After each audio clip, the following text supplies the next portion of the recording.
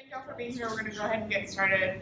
Iain Grae, who is a good friend and a client and an inspiration to me, is here today to talk about life hacks and living your life to the fullest. He is originally from New York, had a multi-million-dollar ad agency in New York City, and then moved to Florida, and now is a transplant Texan.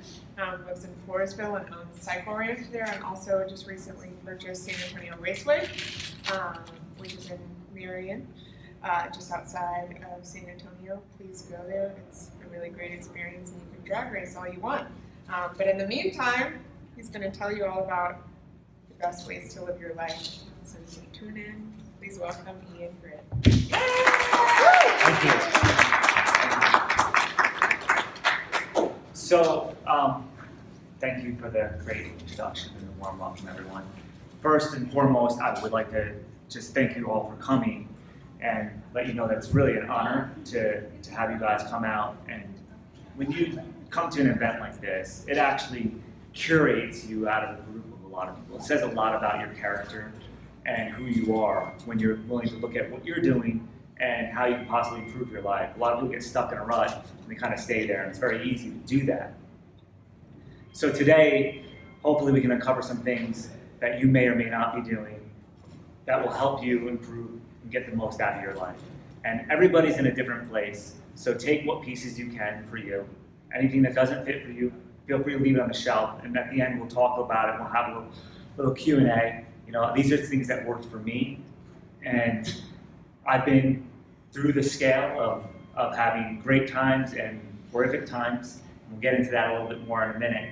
But I've gotten to a place where I finally actually know really my purpose, what I should be doing every day, where I'm headed, and I can live each moment to the fullest. And I spent a lot of time not there. And I'm really hoping that I can bring a little light to everybody's life and help them be able to spend more time in those places. So before I get started though, I kind of want to tailor this to you guys a little bit. So just with a show of hands, if you want to if you say yes to these questions, then just put your hand up. If not, you can just leave it down. The first one, who wants to make more money? Got one or two. For everybody here, right? Who wants to have better relationships? What about be healthier?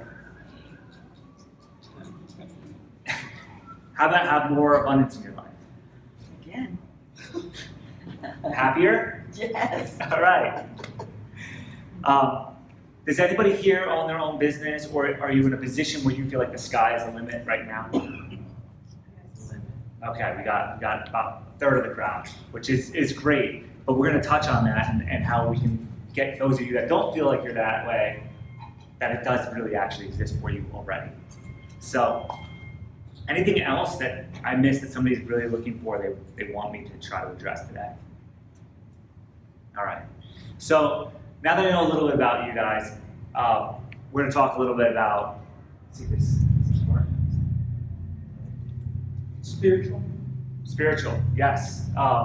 That's the search, not religion. Yeah, we're gonna touch on that a little bit as well, because it's a very key component. Oh, there we go. Okay, so who am I? Who is Iain Grae, and why am I up here, and why am I qualified to speak to you guys about this topic? So, as I mentioned earlier, I've seen a lot of highs and I've seen a lot of lows. There was a time in my life where I didn't know how I was going to pay my rent. I was actually on supplemental housing income. There was a time in my life where I didn't know how I was going to get my next meal. There was a time where I couldn't even go and hang out with friends because I was so embarrassed that I didn't even have enough money to buy a beer or buy my own dinner. And I got out of that place, and I found that there was a pattern that I fell into where I would achieve this great success, whatever my goals were, and then I would hit a ceiling, and I would get stuck there, and then I would kind of peter off and lose momentum and go back down. Maybe not to the place I was, but then start coming back up. And through watching these patterns, I started to see certain things that I was doing that were creating these situations for me. and it brought me onto a quest. So, quick overview, I have my master's degree in organizational leadership. I have a bachelor's in marketing and advertising with a minor in real estate from notable universities. I learned a ton more from just reading a good book or having experiences coming to events like this one than I think I learned in my entire college education. And that's what I'm trying to do, is bring this stuff back to you guys that I've learned through a lot of trial and error.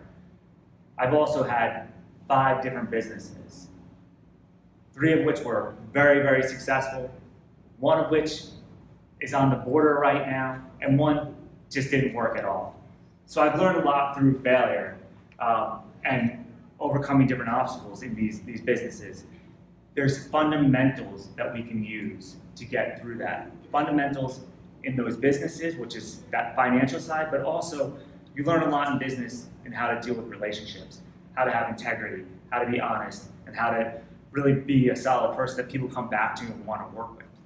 Now I have a customer service business where I'm dealing with thousands of people on a daily basis or every weekend, and they all want their needs met. Previously, Innovation Ads was a business-to-business type of business where I was actually reaching thousands of people but selling them products or doing advertising. But my direct client was in a business. It was a lot easier to manage one client than having thousands of people that want special services. So there was definitely some areas that I needed to address and improve upon. So in order to understand what we need to do, we actually need to think about who we are as human beings and how we got to where we are. So the first and foremost piece that you need to think about is that you get what you think about most of the time. It's hands down what's going to happen. Your thoughts manifest into your words.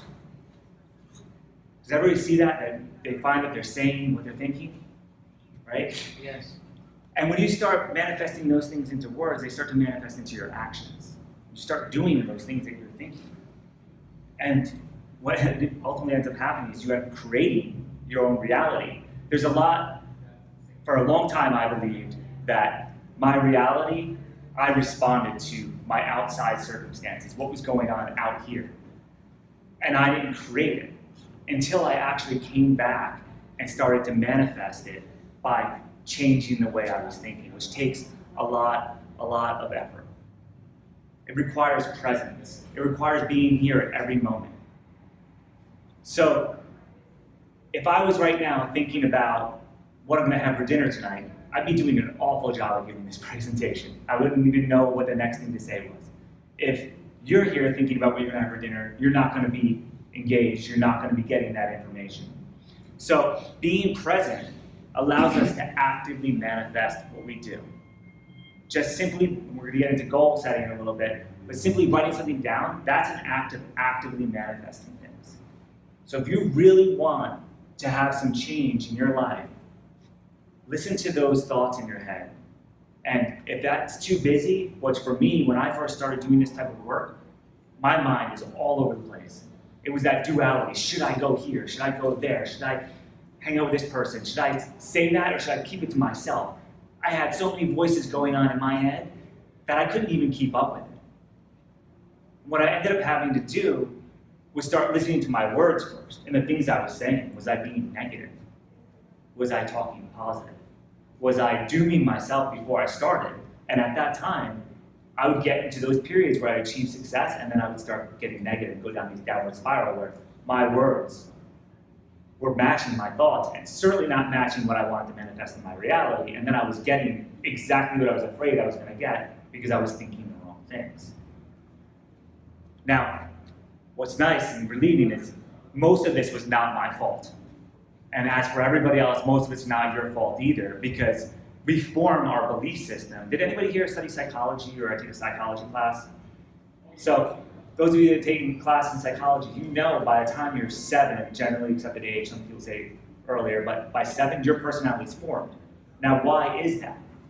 Well, that personality is formed because you've had enough experiences to start judging and making beliefs and giving things meaning that if I do this, then this is going to be the outcome. Because you've had those enough experiences from your parents, from your teachers, from your grandparents, from your brothers, from your sisters. Anybody older than you starts talking to you and gives you either positive reinforcement or negative reinforcement. I know if I fold my laundry, I'm going to get rewarded. I know if I don't finish dinner, I'm getting sent to my room and I'm not getting dessert. That's what we end up basing our beliefs off. As we're older, we don't even realize it because it's been so long. So what actually happens is we are what we believe that we are. That's who we are. We're exactly what we believe we are. And when we believe it, then we actually see it. It's not that you have to see it and then you believe it, which is something we're commonly told, especially as youngsters. You've got to see it to believe it. Now, when you believe it, then you'll actually start to see it. Another piece to understand this that's very important piece of the puzzle is absolute versus relative truths. So an absolute truth is something like George Washington was for a time the first president of the United States. That happened, that's not being changed, we're not going to argue it. I'm sure there's somebody out there that might, but George Washington, absolute truth. This can't be wet and dry at the same time. There's certain absolute truths that exist. The other thing is relative truth. Relative truth is what you're experiencing just from the perspective that you're sitting right now. You're all sitting differently. One of you might see that I might have a booger hanging from my nose while the other one doesn't. That's relative truth.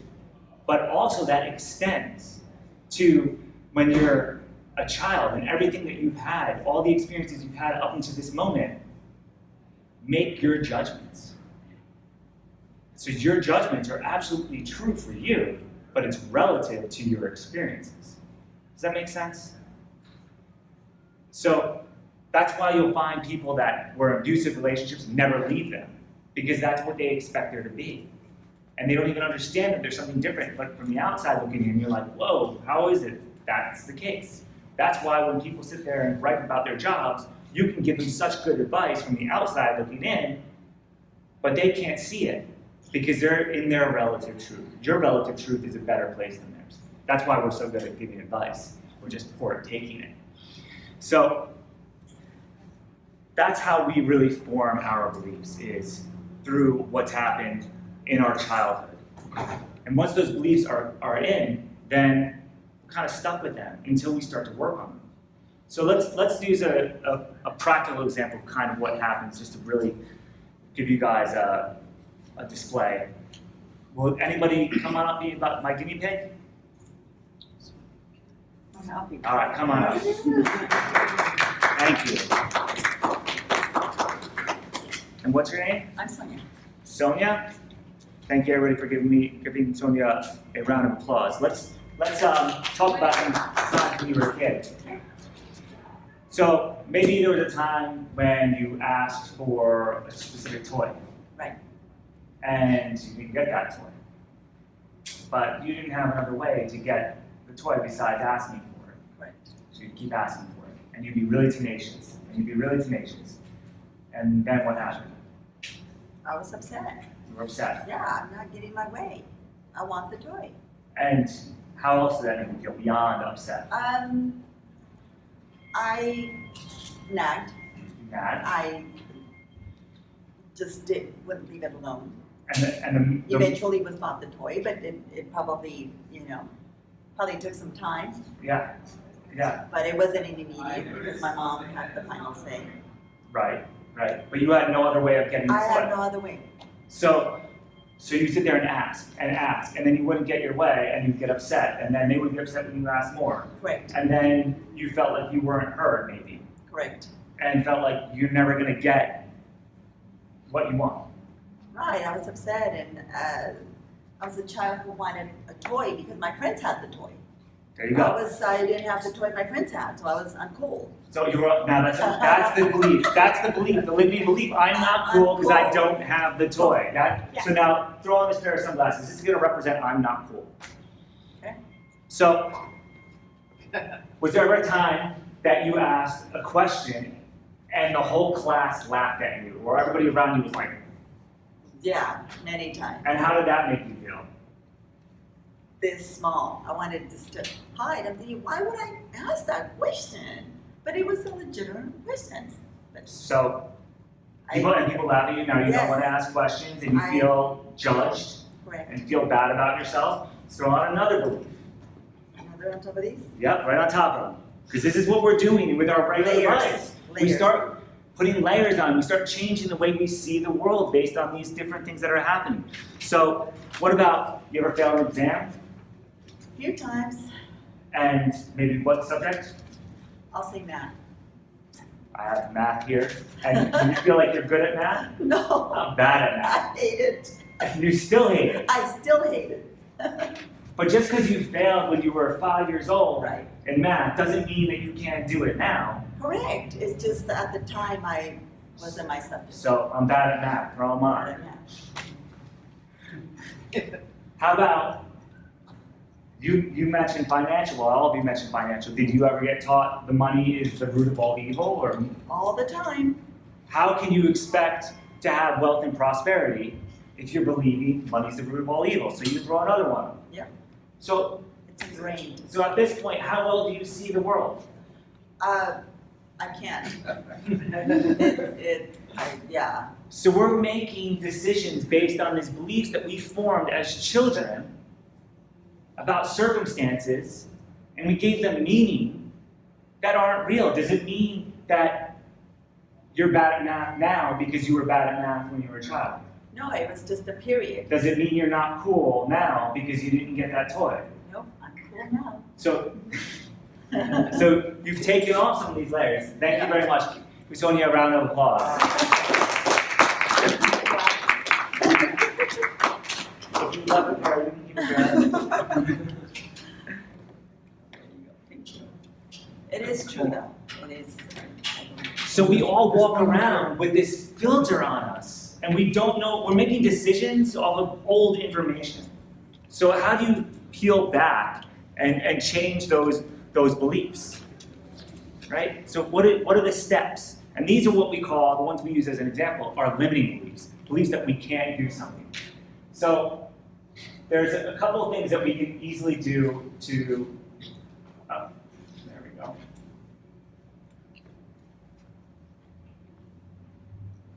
To peel back these layers, these limiting beliefs that we have. And it's commonly known as belief hacking. So the first thing that you can do, and this is a technique I'm going to teach you guys right now so you can start doing this. Because you can go to therapy, right? People go to therapy, years and years of therapy, and they talk about their childhood for years. Some people go to therapy, maybe they can get cured in one session, I've never heard of it, but and most therapists don't even believe that people shouldn't change. And I hear that a lot from psychologists, and say, well, why do you do this then? So they're like, well, there's a small percentage. Then there's hypnotherapy, where you actually regress into your childhood, and you can change your belief system based on that hypnotherapy. But what I'm going to teach you is similar to that, but it's something that you can do yourself to recognize what you can change to change your belief system. And you can do this to the point where when somebody makes you angry, it sounds crazy, but when somebody makes you angry, you're actually like thankful for it. If somebody gets on my nerves, and it's fun because my wife here, her and I do this all the time. We have tons of little keywords that we figured out we can say to each other when one of us is pissing the middle up, and it always turns it back to like, it's a reflection on you. It's a reflection on what limiting belief is that bringing up. And then we can never be mad at each other, and it makes for a great relationship. So those of you that raise relationships, this definitely applies here. So the first thing you want to do is recognize it in that moment when something really upsets you. If you're on the phone, if you're in line, if you're in traffic, or if you have free time and you want to sit back and reflect, you can just think back to those times where you got upset about something, really upset, whatever it is that's weighing on your mind.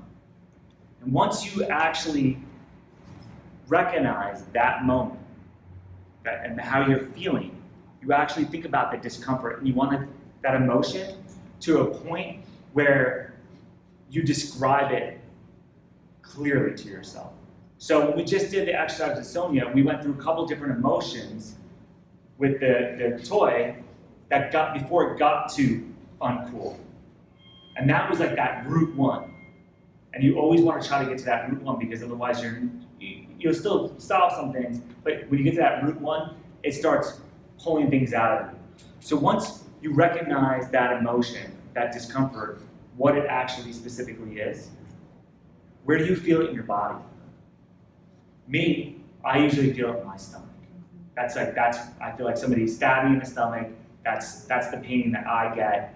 But sometimes there's a pain that actually puts the weight on my shoulders. I'm like, weight of the world's on my shoulders. We all feel these discomforts in different places in different ways. Now, once you recognize where it is in your body, there's actually energy stored in your body in that area, wherever it might be. Then you can actually do the next step, which is trying to remember that first time it ever happened. And this takes a lot of practice.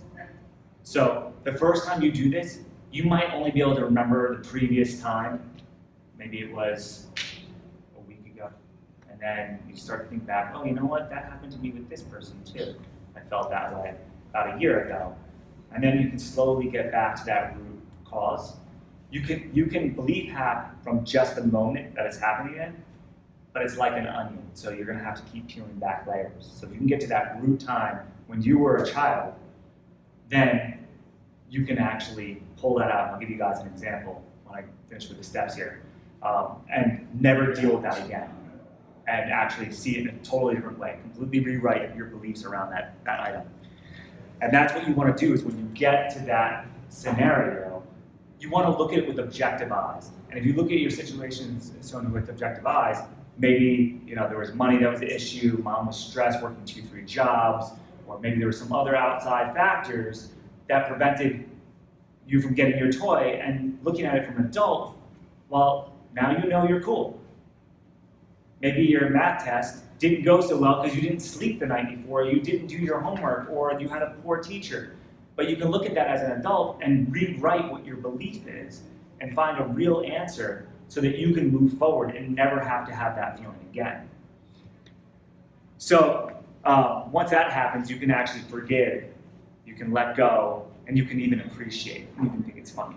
So I'll give you a quick example of what happened to me in my first experience of doing this where I got to the root cause. So I was back reflecting about being upset about actually an argument that Gabby and I had. And as I started feeling this in my stomach, I started realizing that I was upset because I felt like I wasn't being heard and what I was saying was being misconstrued. And ironically enough, it brought up a memory of when I was a child. I was 5 years old with my best friend, Johnny Gallagher. Him and I did everything together. It didn't matter. We had G.I. Joes, Transformers, Thundercats, rode bicycles, did sports. We did everything together, and we would laugh hysterically, watch The Goonies over and over and over again. And we're sitting on a washer and dryer in my parents' house. And we're looking down, and this is where the dog food is. And it was this dry dog food that you add water to, and it's brown, and it's mushy, and it looks like poop. Now, for a 5-year-old, it was kind of funny. We're looking down at this bowl of poop, and we're like, I can't believe the dog eats that. Oh my gosh, can you believe it? And we're starting laughing hysterically. Now, a fly lands on it. Oh my gosh, no, it's all bets are off. We are laughing hysterically as children. My father comes over just in time to clean this. Well, he had a long day at work. He worked crazy hours, wasn't really getting along well with my mom. He was drinking a little bit more than he probably should have been. My sister wasn't the easiest sister, but when I was 5, I wasn't thinking about this. I was thinking about the poop in the bowl. But I couldn't even speak. And he sits there and he reaches down to clean it out with a paper towel. And now I see him scooping this out.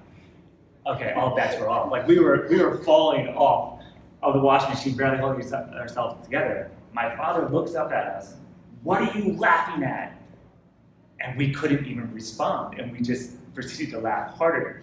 So now he gets completely enraged, starts screaming at us. Before I knew what hit me, I was in my bedroom by myself, my friend was sent home. Well, that gave me this belief that I couldn't laugh, that I couldn't have fun around my dad, that I'm going to be judged based on the way I'm reacting to another situation. I didn't recognize everything else that was going on, the pieces that I pulled in for you guys, the drinking, the work, and all these other pieces. And now I can look back at the situation, like have compassion and sympathy for my father.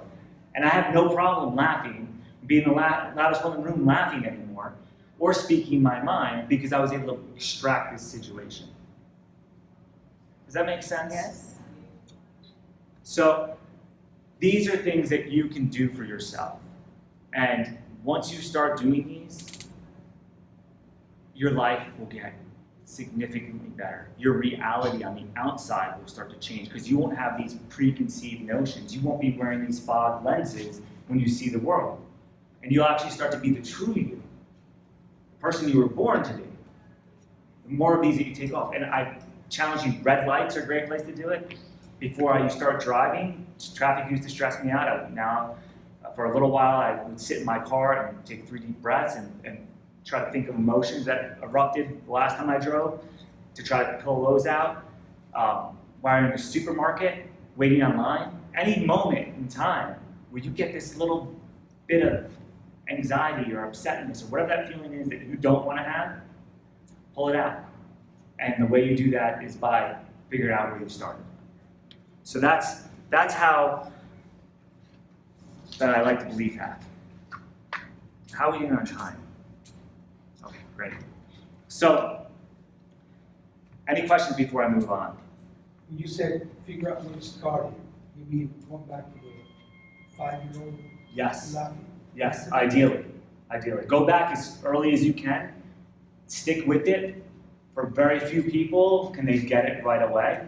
I'm always amazed when somebody's like, oh yeah, I remember when I was this age and this. Me, it takes me a few tries. And I might get to where I'm a teenager. And the next time that same issue comes up, and I'll remember it. So whatever makes you uncomfortable or gives you anxiety, you go back. How do you go back? How do you know what area to touch? So it's actually much easier than it sounds. So when you know what that emotion is, and you can isolate specifically what that emotion is. So it may be anxiety, but it's usually a little bit more descriptive. There's a very specific feeling that you're having. So anxiety is kind of a general one. You'll start to be like, oh, I feel like I'm being tortured right now, or I feel like I'm not being heard is very often one of them, or I feel like I can't do this, or I feel like I'm a loser, or whatever it specifically is. When you get that and can identify it in your body, just let it come to you. Just whatever your intuition is, just trust that it's right. And this was actually, I'm glad you asked this, because this was an area that I had a lot of problems with, because I didn't trust myself that I had intuition, especially as a guy, because we're not supposed to have them, right? So, but you do. You know right then and there, oh my gosh. I remember this happened when I was with Tom fishing, or whatever that experience is, and you'll remember another time it's happened, and you'll eventually get back there. Do you practice remembering things? It starts coming really quickly. You're just atrophied because you're not doing it constantly. It's like going to the gym and doing curls, and you're not going to be able to do as much today as you would if you did this every week for a month. And then you bring it to the front, in the stoplight or line at the supermarket, and just breathe and let it go. Yeah, wherever it happens to you, you can rewrite it. So once you get back to that experience, like my experience with my father, now I understood conditions I could have never understood as a child. So I could have compassion for him and how he was feeling versus being upset that I got yelled at and it being about me, but actually instead seeing, oh, he was actually in pain. He was in so much pain and he didn't even know how to, here he's got a 5-year-old laughing at me, he can't even take it. Wow, I feel bad. Like, I gotta give my dad a hug. I gotta call him right now, tell him how much I love him. So you rewrite it. Yeah, you rewrite that experience. There's 2 ways of doing it. I like to rewrite it with something I can believe that's a positive thing that's going to help me excel in the future. Some people like to just take that meaning and just break it and just let it go. And you could physically grab onto it like this, just with your hands, and just break it up. And just be like, I'm just going to let it go. And just that, breaking that energy, is very empowering for a lot of people.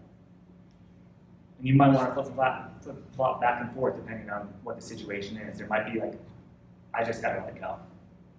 And that's it. Does that make sense? Did you have a question?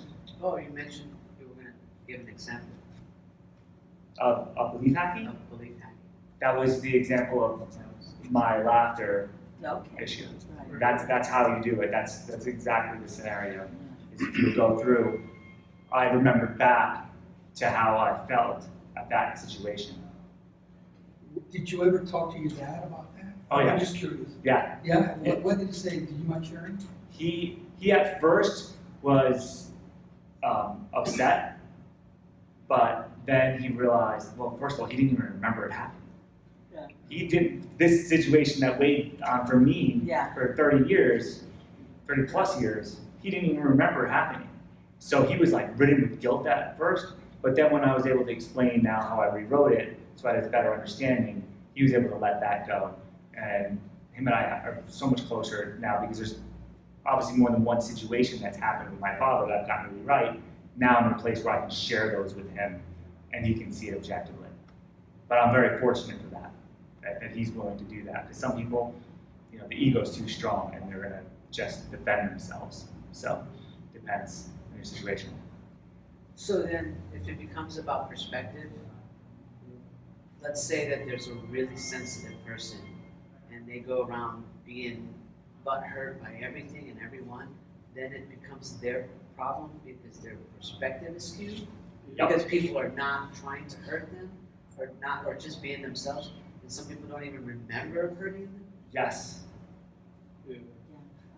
Yeah, you said it 100% correctly. I mean, because it's always a mirror. It's always a reflection of something of yourself. So it's not your problem if somebody else is upset. Obviously, you could do something intentionally to hurt somebody, and then you know that that's on you. That's just bad karma. Does that make sense? Yes. I work at a hotel, and guests sometimes get really angry and rude and stuff, and it actually used to bother me, but it doesn't anymore. Like, other people still get mad about it, the other people I work with, and I just know that it's really something on them, like it's their own issue that's going on. Yes. And so I just kind of laugh about it afterward, and then I take it. I still smile when I talk to them and stuff. It's good to be able to realize that, and I can do it at work because I'm so used to it. But other parts of life, sometimes it's hard to do that. Yeah. You forget that it's not you. That's one thing I had to learn going into customer service business as well. Thousands of people, and I'll get yelled at for the wind. Believe it or not, I've gotten yelled at for the wind. Yeah. It's too windy. It's my fault. And then I had a question. I'm working on manifesting the weather. Sometimes it seems to work, but Yeah, I've been yelled about that too. what was the Where is it in the body? You mean by how your body's reacting to the negative, your negative reaction, how it's being reflected through your body kind of thing? Is that Yeah, what- when you get upset, you'll feel it somewhere specifically in your body. And it takes some practice because you haven't been doing it. But those are where we store our energy. It's a reason why a lot of us hang on to excess fat. It's a reason for a lot of ailments in our body because we're hanging on to stress, this negative energy in our body. And that's energy work, and I'm not qualified to speak about that yet. But it's real. It's very real. And when you release this stuff, you reclaim energy that you've been hanging on to as well, which is the most beautiful part of it because now you can use that energy for something else. If you went down the path of being upset because one of the customers at the hotel desk got upset with you, you went down that path, now you just wasted a bunch of energy on their crap. Yeah, correct. And you're not going to do a good job with your job. You're going to be in a bad mood. You're going to bring it home to your wife or wherever you're with and your friends, and then you're going to be griping about work, and then you just go. We've all been that person, I think. I know I've been that person, and I'm never going to be that person again. To the point where if I hear somebody complaining about anything, I'll leave the room. I'll be two options. Like either we change this conversation or I'm leaving. And people get annoyed. I'm like, I'm not going to get pollute my ears with that stuff. So, Yes, other people's perception won't attack us. We're not allowing that. right, Because you just, like you're saying, you just have to let it go. Took me a long time, but I'm finally getting there too. That's why when you said, are you smiling? I didn't have the best days, but I'm smiling. You know, I can't allow things to let those get things to go. me. Yeah. Perfect. So we're going to move on from belief hacking and speak a little bit about active manifestation